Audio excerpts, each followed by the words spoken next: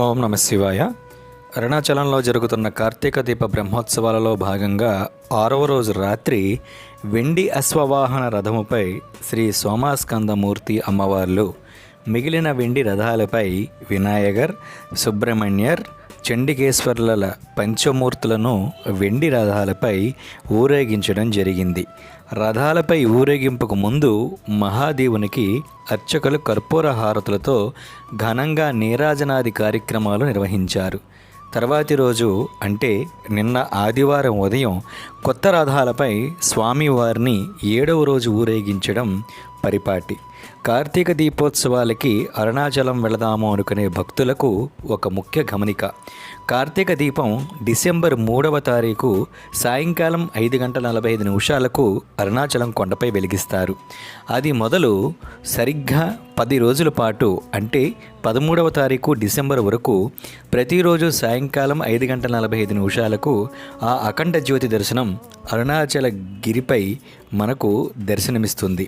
కాబట్టి ఎవరైనా వెళ్ళాలి, జ్యోతిని స్వయంగా దర్శించాలి అంటే ఈ 10 రోజుల పాటు ఎప్పుడైనా వెళ్ళవచ్చు. అరుణాచల భక్తులకు మరొక్క విషయం నేను చెప్పాలి అనుకుంటున్నాను. అదేంటంటే, ఈ కార్తీక దీప బ్రహ్మోత్సవాలలో అరుణాచలం వెళ్ళాలి అనుకునేవారు అరుణాచలంలో స్టే చెయ్యకపోవడం మంచిది, డిసెంబరు 4వ తారీఖు దాకా. ఎందుకంటే ఎక్కడుండాలి, ఎలా గిరిప్రదక్షిణ చేయాలి, ఎలా జ్యోతి దర్శనం చేసుకోవాలి అంటారా? అరుణాచలానికి సుమారు 120 కిలోమీటర్ల దూరంలో కెంచిగా పిలువబడే కాంచీపురం, 65 కిలోమీటర్ల దూరంలో విల్లుపురం ఉన్నాయి.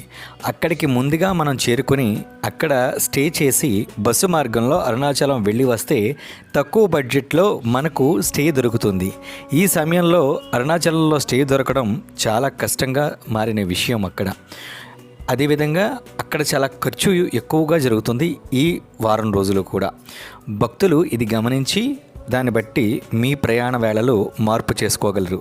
నిన్న ఉదయం ఆదివారం పంచకొత్త మహారథాలపై పంచమూర్తులు ఉదయం నుండి సాయంత్రం దాకా అరుణాచల మాడవీధులలో ఘనంగా ఊరేగించారు. ఓం శ్రీ అరుణాచలేశ్వరాయ నమః.